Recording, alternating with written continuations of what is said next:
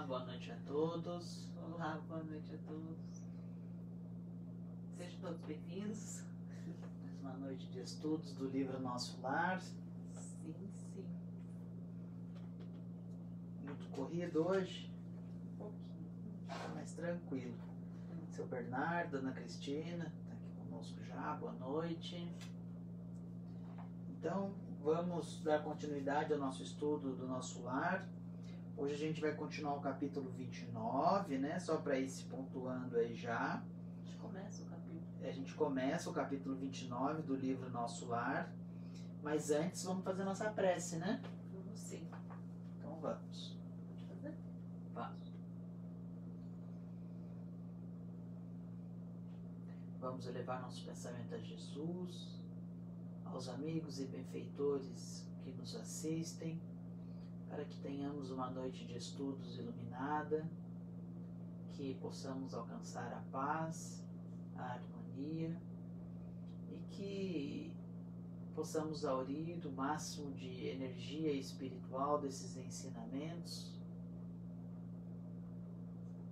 e que saiamos daqui mais leves, mais tranquilos, fortificados na prática do bem, no amor ao próximo, com a confiança em Jesus. Muito obrigado, que assim seja. Bom, no capítulo anterior, capítulo 28, o André Luiz tinha começado a trabalhar nas câmaras de retificação. Ele ficou surpreso, né, quando ele recebeu a notícia lá dos samaritanos, né, que eles tinham resgatado bastante espíritos e que precisavam de auxílio para o transporte, né? Ele ficou surpreso como transportar se os espíritos não podem vir volitando, né? Tinha que vir na maca, assim. Ele ficou bem surpreso. E também ele conheceu, se entrosou com a Narcisa, né, que vai ser a colega dele de trabalho. E ele também fez hora extra, né? Ele começou a trabalhar, trabalhou durante o dia. E como precisava de gente para ajudar, né, para recuperar, para auxiliar na recepção desses novos acolhidos, novos pacientes, ele se prontificou a ajudar. Então ele ficou ali trabalhando um dia inteiro. E agora a gente começa um capítulo novo. Vamos começar o capítulo Podemos? novo. Vamos, só um segundo. Deixa eu só fazer uma coisinha aqui. Deixa eu ver se eu consigo fazer. Peraí. Posso, né? Só um segundo. Já pode? Se eu consigo. Queria colocar um negócio aqui, mas acho que eu não vou conseguir. Deixa eu ver.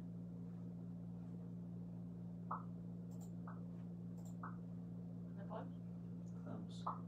Só para dar um oi, a Patrícia está aqui com a gente, que eu sou Patrícia também. A Dione, boa noite. Boa noite, pessoal. E vamos lá, Kátia. Você está animada? Então vamos lá. Capítulo 29. A visão de Francisco. Enquanto Narcisa consolava o doente aflito, fui informado de que me chamavam ao aparelho de comunicações urbanas. Era a senhora Laura, que pedia notícias. De fato, esquecera-me de avisá-la sobre as deliberações de serviço noturno. Pedi desculpas à minha benfeitora e forneci rápido relatório verbal da nova situação. Através do fio, a genitora de Lísias parecia exultar compartilhando meu justo contentamento. Peraí. Tem telefone lá? É, né? Eu acho que é meio que orelhão ainda, nem celular tem. Você viu aqui ele falando? Através do fio, o genitor de Lísias parecia... Mais uma vez, a gente chama a atenção para esse detalhe, que não existem transformações bruscas do plano daqui para o plano espiritual. Por mais que desencarnado a gente possa viver numa esfera de maior equilíbrio, não muda em questões de objetos, em questões de adaptação, assim, muita coisa. A gente vai estar num lugar com pessoas mais equilibradas, um lugar em que as coisas funcionam melhor, mas essas transformações do nosso dia a dia, de roupa, de instrumentos, não muda muita coisa, né? Então veja só, ele ficou até mais tarde, Não deu Dona notícia. Laura ficou preocupada. Ficou preocupada Como uma mãe mesmo, né? e ligou lá no departamento que eles estavam falando, olha, vocês têm notícia do André Luiz? Aí, peraí, André Luiz, tem gente querendo falar com você no telefone. Então, vejam só que interessante, ela não usou telepatia, ela não volitou até lá, ela não foi voando até lá, ela não se transformou, apareceu lá. Percebam que é muito sutil, é muito parecido com a gente aqui, né? A gente acha que o espírito vai, vai. Não é bem assim. Já evoluiu, né? Uhum. Ao termo de nossa ligeira conversa, disse bondosa: muito bem, meu filho. Apaixone-se pelo seu trabalho. Embriague-se de serviço útil. Somente assim atenderemos a nossa edificação eterna. Lembre, porém, que esta casa também lhe pertence. Aquelas palavras encheram-me de nobres estímulos. Regressando ao contato direto com os enfermos, notei Narcisa a lutar heroicamente por acalmar um rapaz que revelava singulares distúrbios. Procurei ajudá-la. O pobrezinho, de olhos perdidos no espaço, gritava espantadiço: acuda-me, por amor de Deus, tenho medo, medo. E olhar esgazeado dos que experimentam profundas sensações de pavor acentuava: irmã Narcisa, lá vem ele, o monstro. Sinto os vermes novamente. Ele, livre-me dele, irmã. Não quero, não quero. Calma, Francisco, pedia a companheira dos infortunados. Você vai libertar-se, ganhar muita serenidade e alegria, mas depende do seu esforço. Faça de conta que a sua mente é uma esponja embebida em vinagre. É necessário expelir a substância azeda. Ajudá-lo-ei a fazê-lo, mas o trabalho mais intenso cabe a você mesmo. O doente mostrava boa vontade, acalmava-se enquanto ouvia os conceitos carinhosos, mas volvia a mesma palidez de antes, prorrompendo em novas exclamações. Mas, irmã, repare bem, ele não me deixa. Já voltou a atormentar-me. Veja, veja. Estou vendo, Francisco, respondia ela acordada. Mas é indispensável que você me ajude a expulsá-lo. Este fantasma diabólico, acrescentava a chorar como criança, provocando compaixão. Confie em Jesus e esqueça o monstro, dizia a irmã dos infelizes piedosamente. Vamos ao passe. O fantasma fugirá de nós. E aplicou-lhe fluidos salutares e reconfortadores, que Francisco agradeceu, manifestando imensa alegria no olhar. Agora, disse ele, fim da operação magnética, estou mais tranquilo.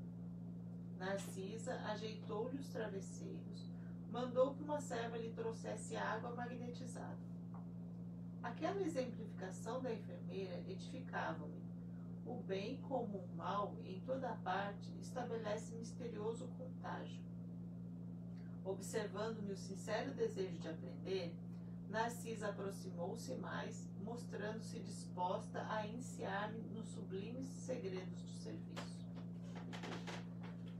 A quem se refere o doente? Indaguei, impressionado. Está porventura assediado por alguma sombra invisível ao meu olhar? A velha servidora das câmaras de retificação sorriu carinhosamente e falou: trata-se do seu próprio cadáver. Que me diz? Tornei espantado. O pobrezinho era excessivamente apegado ao corpo físico e veio para a esfera espiritual após um desastre, oriundo de pura imprudência. Esteve durante muitos dias ao lado dos despojos em pleno sepulcro, sem se conformar com a situação diversa. Queria firmemente levantar o corpo ito, tal o império da ilusão em que vivera, e nesse triste esforço gastou muito tempo. Amedrontava-se com a ideia de enfrentar o desconhecido e não conseguia acumular nem mesmo alguns átomos de desapego às sensações físicas. Não valeram socorros das esferas mais altas, porque fechava a zona mental a todo pensamento relativo à vida eterna. Por fim, os vermes fizeram-lhe experimentar tamanhos padecimentos que o pobre se afastou do túmulo, tomado de horror. Começou então a peregrinar nas zonas inferiores do umbral. No entanto, os que lhe foram pais na terra possuem aqui grandes créditos espirituais e rogaram sua internação na colônia. Trouxeram-no os samaritanos, quase à força. Seu estado, contudo, é ainda tão grave que não poderá ausentar-se tão cedo das câmaras de retificação. O amigo que lhe foi genitor na carne está presentemente em arriscada missão distante de nosso lar. Já que vale uma pausa, né? Sim. Aqui é um caso bem de uma perturbação psíquica, né? A gente percebe isso nitidamente porque ele não está sofrendo o que ele está narrando, e como ele faz alusão à terceira pessoa do singular, ele, né? Não eu, ele. Então o André Luiz imagina que ele está sendo perseguido por um espírito ali, na própria câmara de retificação, né? Então o André Luiz, ele imagina que tem um espírito ali que eles não estão vendo, e que esse espírito estaria assediando, estaria perturbando o Francisco. E a nossa irmã aqui, a Narcisa, ela explica bem a situação, né? Ela fala que ele era muito apegado ao corpo físico, e isso vale uma reflexão. Essa questão de que é importante a gente cuidar do corpo físico, que ele é um instrumento da alma quando estamos aqui encarnado. Muito importante, porque o corpo físico é o que proporciona a evolução da alma, né? Então é muito importante a gente cuidar do corpo físico. Mas há uma grande diferença em cuidar do corpo físico e se apegar ao corpo físico por vaidade e por orgulho. Então essas pessoas muito vaidosas, elas aqui, como no caso do nosso querido irmão aqui Francisco, elas depois da morte, elas ficam apegadas. Ou seja, imagine a situação. O Francisco, ele tinha morrido num acidente, só que ele era apegado e ficou do lado do corpo quando o corpo já estava sepultado. Tá? Fala que no sepulcro. Querendo fazer o corpo levantar. Imagina. Então o corpo estava lá morto, sem vida, era uma massa de carne, porque o espírito já tinha a ligação do espírito com o corpo físico, que é através do cordão de prata que a gente fala, já tinha rompido, e ele queria de toda forma erguer aquele corpo e não conseguia. E daí foi interessante a imagem que aqui reproduz, porque o corpo físico lá no cemitério é natural a ação da própria natureza, né? Das bactérias, da decomposição. E ele começou a presenciar o próprio corpo dele sendo devorado ali, se decompondo e ele aquele corpo foi de alguma forma se deformando, virando um monstro pela decomposição, e ele, tomado de espanto, aí sim ele se afastou do corpo, mas ainda no estado de perturbação. E aqui um outro ponto que eu achei interessante, Kátia, é que os pais dele tinham créditos, então eles poderiam ajudá-lo, mas ele foi tomado de uma forma de que ficou cego. Tanta perturbação, é aquela monoideia, aquela ideia fixa, né? E não consegue enxergar mais nada além daquilo.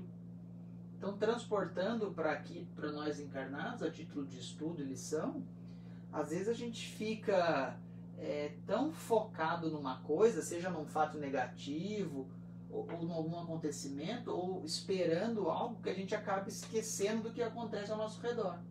E a gente não observa o auxílio dos benfeitores, a ajuda que nós recebemos no dia a dia, né? Então aqui ele ficou nessa monoideia de que, graças aos pais encarnados que ele tinha, ele pôde ser resgatado quase que à força aqui, né? Falando. Eu ia comentar exatamente isso, Flávio, porque às vezes quando nós conversamos com pessoas que estão passando por um momento difícil, não sei se você já reparou isso, e a pessoa fala e fala e fala 10 vezes a mesma coisa, e só fala no problema, e fala, e fala, e fala, e fala, e fala, e qualquer conselho, qualquer dica, qualquer coisa que você faça para tentar ajudar, não entra.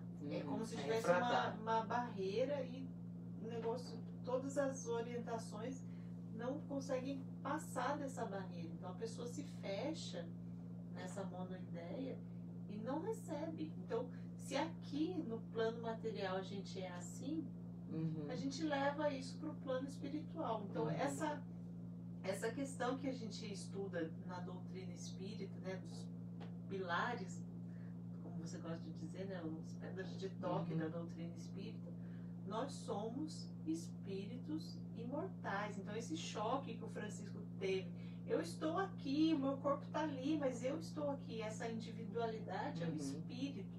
Então a gente tem que compreender, não simplesmente falar, eu sei, nós somos espíritos imortais, mas compreender o que é ser um espírito imortal. Que eu não sou esse corpo, nós não somos um corpo, nós somos espíritos, nós estamos utilizando um corpo. Então isso tem que ser bem trabalhado, bem compreendido na nossa jornada aqui na Terra, para a gente poder chegar bem no plano espiritual e não passar por essa situação que é muito comum. A gente vê na literatura, mas nos estudos mediúnicos, nas oportunidades que a gente tem de conversar com os espíritos, né? É muito comum essa cena esse pavor da decomposição, esse horror de ver o próprio corpo ali se decompondo, sendo que eu estou aqui, eu estou vivo. Então a gente precisa considerar isso. E um outro ponto interessante que eu ia comentar, a gente está estudando também o livro Missionários da Luz, que faz parte da série André Luiz.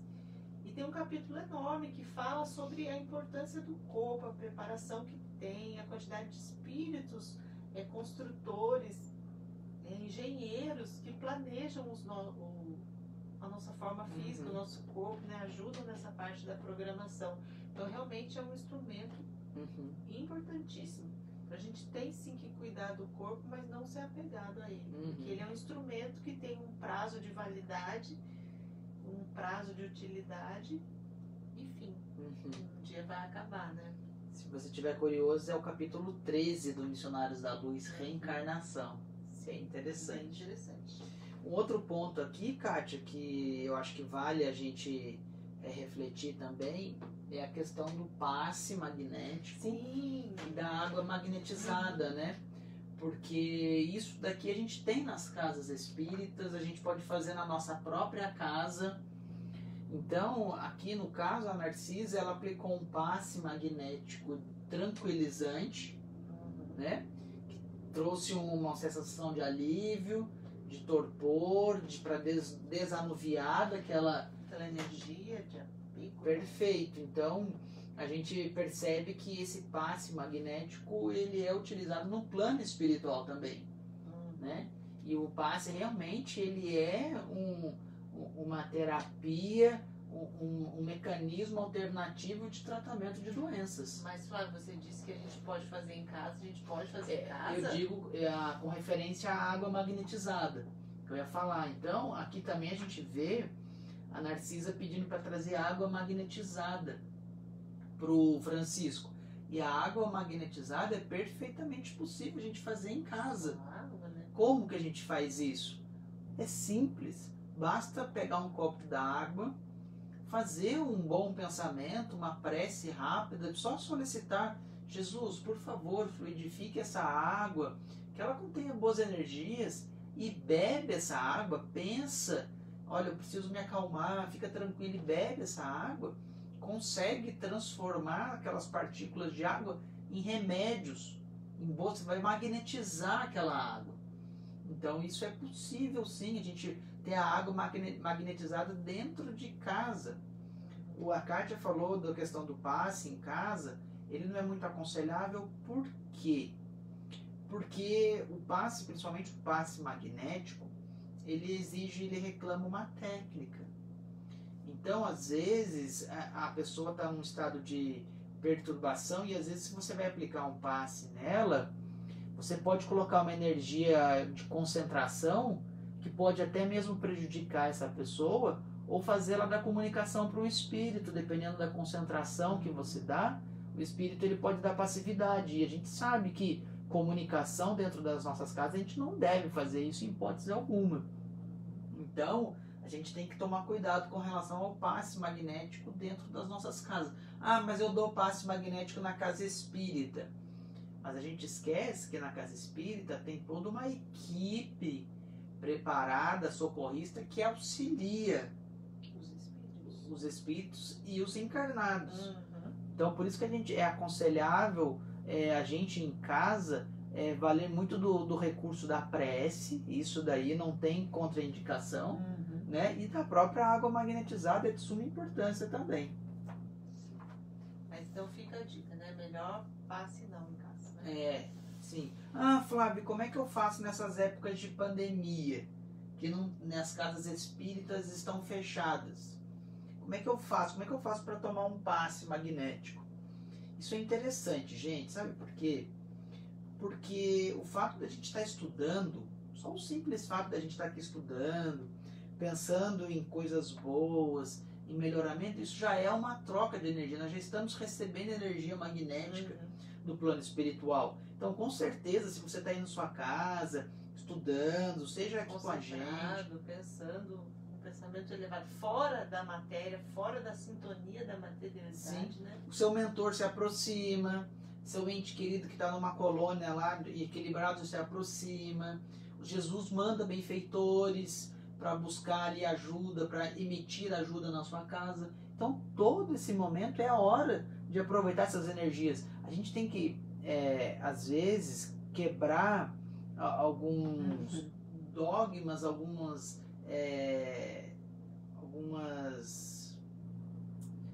me fugiu a palavra agora, alguns padrões, alguns paradigmas de achar que a gente só recebe energia magnética na casa espírita através do passe espírita, e não é verdade.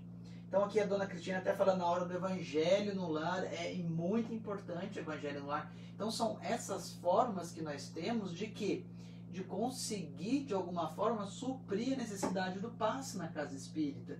É o evangelho no lar, é o hábito da prece, é a água fluidificada, é durante o dia ter bons pensamentos. Tudo isso contribui para que a gente não dependa única e exclusivamente do passe magnético, não é mesmo? O passe magnético, o tratamento magnético funciona, ajuda, é muito bom.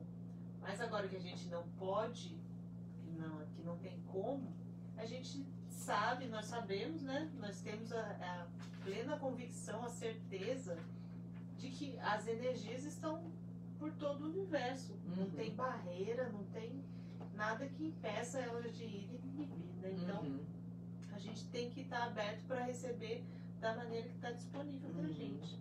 Certo de que vai funcionar, de que vai fazer efeito. E, basicamente, o magnetismo ele foi estudado muito por Mesmer, né? Então, a gente pergunta, eu digo assim, a gente tem o passe magnético, a gente tem o tratamento pelo passe magnético, na casa espírita a gente tem o passe espírita, mas isso não é algo que seja único, exclusivamente necessário para a nossa cura, porque como é que se fazia antes? E quem não é espírita e não vai na casa espírita?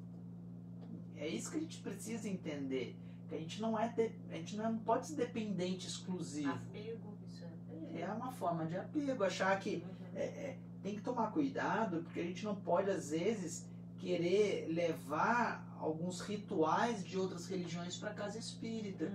Tratar o passe como comungar, né? Então, é algo a se refletir, gente. E vamos continuar, então. E vem visitar o doente? Perguntei, fazendo referência aos pais, né, do Francisco. Pai dele. Já veio 2 vezes e experimentei grande comoção observando-lhe o sofrimento discreto. Tamanha é a perturbação do rapaz que não reconheceu o pai generoso e dedicado. gritava aflito, mostrando a demência dolorosa. O genitor, que veio vê-lo em companhia do ministro Pádua, do Ministério da Comunicação, pareceu muito superior à condição humana, enquanto se encontrava com um nobre amigo que obtivera hospitalidade para o filho infeliz.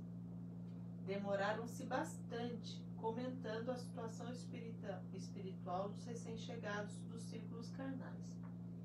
Mas, quando o ministro Pádua se retirou, compelido por circunstâncias de serviço, o pai do rapaz me pediu lhe perdoasse o gesto humano e ajoelhou-se diante do enfermo.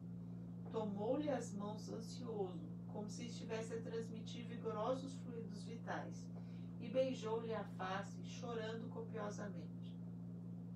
Não pude conter as lágrimas e retirei-me, deixando-os a sós. Não sei o que se passou, em seguida, entre ambos, mas notei que Francisco, desde esse dia, melhorou bastante. A demência total reduziu-se a crises, que são agora cada vez mais espaçadas. Vamos comentar isso? Vamos. Que interessante, né? A visita do pai. E essa questão desse ato desse pai, né? Do amor, assim, quando a gente fala o amor apaga multidões de pecados, é incrível isso, porque vejam só, esse rapaz, quando encarnados, a princípio nessa história aqui, ele era uma pessoa comum. Ele não tinha problemas psíquicos. Ele encarnou e se tornou uma pessoa demente. Ou seja, ele ficou dementado depois da morte do corpo físico. E o pai, numa visita, foi lá e rogou a Deus com todas as suas forças, né? E ele conseguiu obter um conforto relativo. Então, realmente é difícil a gente explicar, é difícil a gente compreender ainda totalmente esses aspectos, essas nuances do amor, né? Porque imagina, Flávio, imaginem vocês como deve ser doloroso para um pai estar do lado do filho em crise, chorando, sofrendo, e o filho não reconhecer, né, estar ali sofrendo, e aquela sensação de impotência, deve ser muito ruim mesmo, né? A demência, você lidar com a demência de uma pessoa que você ama, né? E aqui ele fala que ele teve um gesto, o pai teve um gesto humano, ajoelhou, beijou, abraçou. E voltando ao que a gente estava falando do passe magnético, esse ato que a gente tem, que é muito comum entre nós, né, de abraçar, agora não, mas de abraçar, de beijar, quando ele é sincero, né, envolve pessoas que se gostam, os amigos, os parentes, isso é um passe, é troca de energia boa, de um para o outro. Então a gente não tem conhecimento, mas é uma forma de passe, né, para quem precisa só daquilo, daquele ritualismo do passe. Não, isso já é uma troca de energia. E aqui, Kátia, eu tô lembrando de uma passagem do próprio Chico, que no caso desse pai, né, que foi visitar o filho dementado, e me parece que o Chico, ele teve uma cunhada que parece que o irmão dele desencarnou e a cunhada ficou com os filhinhos, e parece que a cunhada, ela teve uma crise de demência e ela foi internada num hospital psiquiátrico. E o Chico foi até o hospital psiquiátrico, né, para visitá-la, tá? E depois o Chico voltou para casa e começou a chorar muito. Tinha que cuidar dos sobrinhos, né? Tava cuidando, o sobrinho estava sentindo muito a falta da mãe, que estava internada. E o Chico era muito sensível, né? Um espírito muito elevado, sensível, mas um mentor bem rígido, né? Chegou em casa e começou a chorar muito. Começou a chorar com aquela situação, porque ele via os pequenininhos sofrendo. E ele foi até lá, aquele hospital, aquelas pessoas todas perturbadas, e ele começou a chorar muito, e Emmanuel apareceu. Perguntou, por que você está chorando? Daí o Chico falou, Emmanuel, eu tô chorando porque a nossa pobre irmã tá lá no hospital internada e sem possibilidade de alta, e os filhinhos estão aqui querendo a mãe. Daí o Emmanuel falou para ele, mas ela não é a única que está em sofrimento, e as outras famílias Passam por situações que tem os parentes lá internados também. Ele falou, Emmanuel, mas aqui ela é mais próxima. Ele falou assim, mas eu nunca vi você chorando pelas outras famílias. Você está chorando por ela porque é sua cunhada, porque os filhos estão aqui com vocês, mas eu nunca vi você chorando por nenhuma. Então, Emmanuel, ele era, a gente fala, nossa, Emmanuel era muito duro, né? Assim, insensível. Mas é interessante isso, porque o Emmanuel, na verdade, ele estava educando, né? Era um processo de educação com relação ao Chico, de perceber qual é os desígnios do Pai, as formas de aprendizado que o Espírito tem. Então, o Chico até fala que o Emmanuel era um espírito superior, e que ele passava uma impressão de muita autoridade moral, e que ele engoliu o choro, que ele ficou resignado, e que o Emmanuel falou que era necessário, que ela ia sair de lá, mas que era necessário ela passar por isso. E o Chico fala que realmente, acho que depois de uns anos, ela acabou recebendo alta, tudo, mas é interessante isso, né? Porque a gente vê a situação do si mesmo pai aqui com relação ao filho do Chico, com relação à cunhada, né? Então a gente precisa também pensar sobre isso, né? O sentimentalismo e o amor verdadeiro.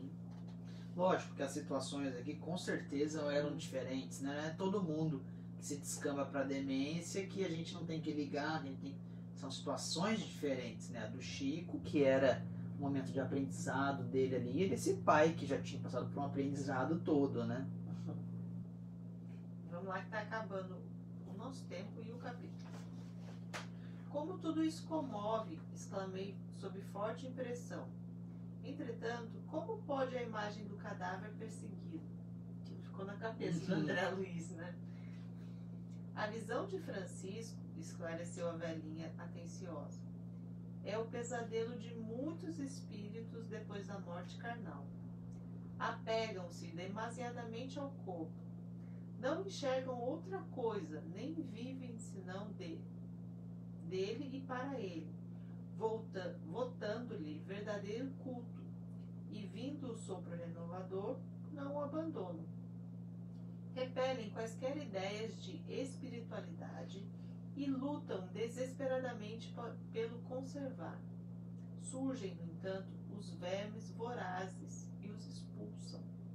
A essa altura, horrorizam-se do corpo e adotam nova atitude extremista. A visão do cadáver, porém, como forte criação mental deles mesmos, atormenta-os no imo da alma. Sobrevêm perturbações e crises, mais ou menos longas, e muitos sofrem até a eliminação integral do seu fantasma. Notando minha comoção, Narcisa acrescentou: graças ao Pai, venho aproveitando bastante nesses últimos anos de serviço. Ah, como é profundo o sono espiritual da maioria de nossos irmãos na carne. Isto, porém, deve preocupar-nos, mas não deve ferir-nos. A crisálida cola-se à matéria inerte, mas a borboleta alçará o voo. A semente é quase imperceptível, e, no entanto, o carvalho será um gigante. A flor morta volve à terra, mas o perfume vive no céu. Todo embrião de vida parece dormir. Não devemos esquecer estas lições. E Narcisa calou-se, sem que me atrevesse a interromper-lhe o silêncio. Aqui eu lembro da Joana de Ângeles, que fala que a humanidade vive numa letargia espiritual, né? Num estado letárgico, assim, que a gente não... A gente está como se fosse zumbi aqui na face da Terra. Será que é exagero dela? Eu acho que não, porque o próprio Jesus Cristo, em várias passagens do Evangelho, ele fala de uma tal cegueira. E a cegueira, se a gente for analisar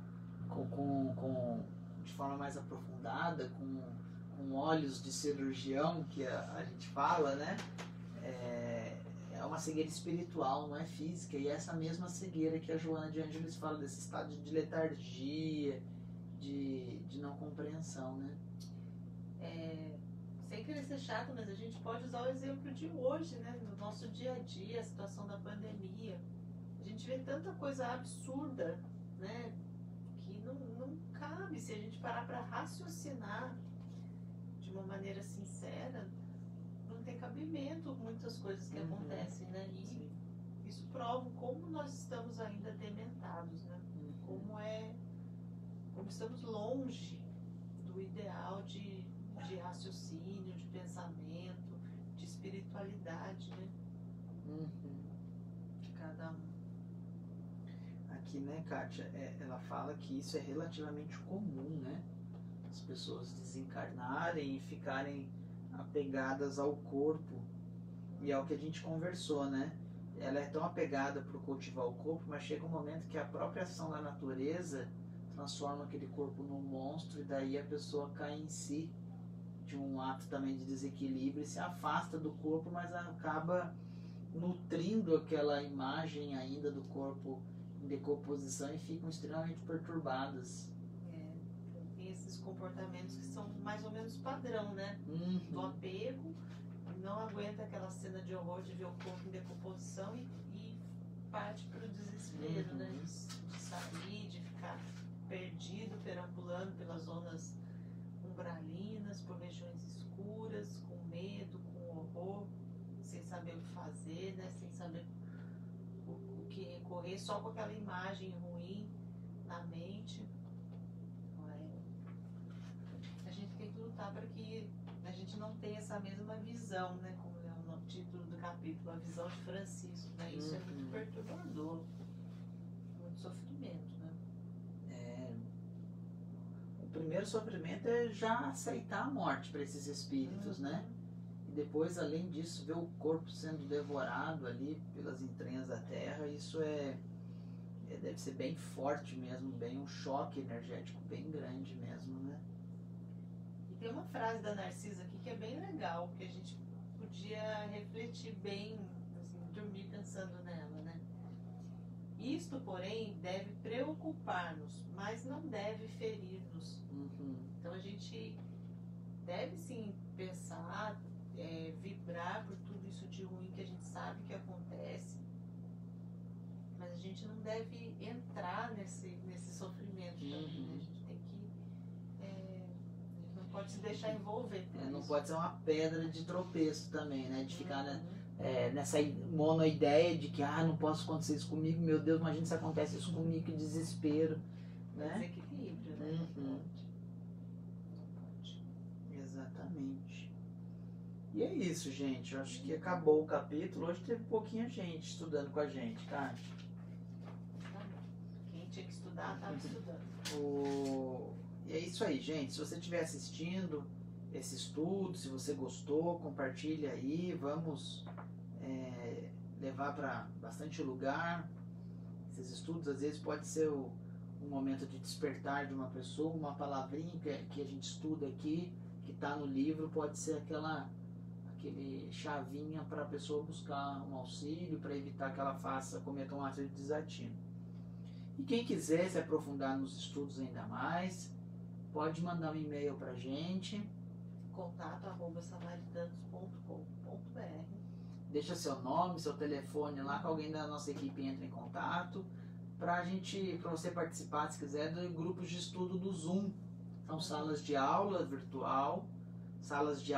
virtuais. E quem quiser participar, tem ali aprendiz do curso básico de Espiritismo, Livro dos Espíritos, Livro dos Médiuns, Caminho da Luz, do Evangelho e muita coisa, tem bastante coisa. Acho que tem a Gênese também e tem muito livro. Então quem quiser, só mandar um e-mail lá, a gente vai adequar a pessoa no melhor curso aí para ela aproveitar ao máximo. E semana que vem tem um tema interessante. Herança e eutanásia. Vai ser Que é legal. bacana. Sabe a diferença de eutanásia, ortotanásia e distanásia? Uhum. Interessante. A gente vai conversar semana que vem. Então tá bom, pessoal. Muito bom estudar, muito bom a gente ficar perto e mais envolvidos na energia de Jesus, poder sentir isso mais de pertinho. Mesmo que por um período curtinho, né? 40 minutos é rapidinho. E até semana que vem. Boa noite para todo mundo. Gente, boa Até noite. mais. Com Deus.